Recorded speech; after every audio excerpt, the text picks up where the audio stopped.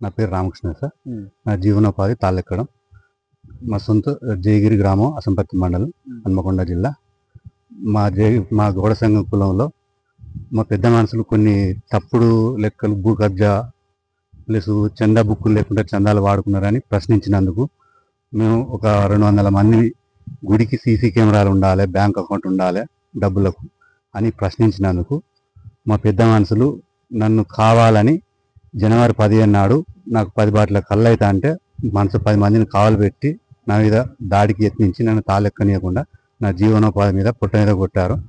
అధికారుల చుట్టూ పోలీసు వారిని, ఎక్సైజ్ వారిని తన డబ్బుతో, తప్పుడు లెక్కలతో అధికారులను మిస్గైడ్ చేసుకుంటా నా కళ్ళయ్య 10 బాటిళ్ళ కళ్ళయ్య తాళ్ళను ఎండబెట్టి మొన్నటికి మొన్న 6వ నెల 6వ తారీఖు నాడు నాకు సంబంధించిన పండుదాళ్ళ గొల్లన్నీ కోసేసి నా జీవనోపాధి దెబ్బతీస్తున్న పెద్ద మనుషులు నన్ను సంవత్సరం 6 నెలల నుంచి గుడి మాకు ఎల్లమ్మ పండుగ కానీ ఎటువంటి కార్యక్రమాలను నన్ను పిలవకుండా కుల బహిష్కరణ చేసి నన్ను ఇబ్బంది చేస్తున్నారు. దయచేసి ఉన్నతాధికారులు స్పందించి నా తప్పు చేసిన వారిని శిక్షించి నా జీవనోపాధిని తాళెక్కే రకంగా అధికారులు స్పందించాలని కోరుకుంటున్నారు.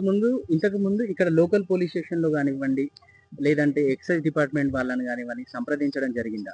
జనవరి 17వ తారీఖు నాడు నాకు ఎప్పుడైతే మా పెద్ద మనుషులు అల్టిమేటం జారీ చేసారో, నీ తాళ్ళు ఎక్కద్దు, నువ్వు ఎవరి తాళ్ళు ఎక్కద్దు అని నాకు అల్టిమేటం జారీ చేసేతోటే 17వ తారీఖు నాడే స్టేషన్లో ఫిర్యాదు చేశాను.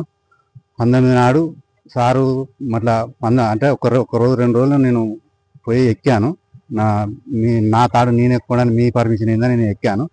అయినా కూడా 19వ తారీఖు నాడు స్టేషన్కి పోతే నా పెద్ద స్టేషన్ ఎస్ఐ గారు మాకు సంబంధించిన ఇది కాదు, మీరు కొట్టుకొని వస్తేనే మేము ఏమైనా చేస్తాం కానీ మేమేం చేయలేము, నువ్వు ఏమైనా ఉంటే మీ ఎక్సైజ్ శాఖను సంప్రదించని చెప్పిండు.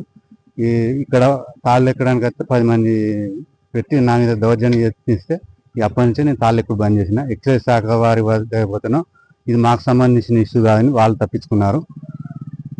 మొన్న 6వ నెల 6వ తారీఖు నాడు నా తాడు గొల్లు అయితే ఎప్పుడైతే కోసేసారో మొత్తం ఒక గొల్ల లేకుండా కోసేసేటట్టు నేను గ్రీవెన్స్ సెల్లో ఇచ్చాను. గ్రీవెన్స్ సెల్లో ప్రావీణ్య మేడం కలెక్టర్ మన ఎంఆర్ఓ గారికి రాసింది. ఎంఆర్ఓ గారు మాకు సంబంధించిన ఇష్యూ కాదని పక్కకు తప్పుకున్నారు. మళ్ళీ 14వ తారీఖు నాడు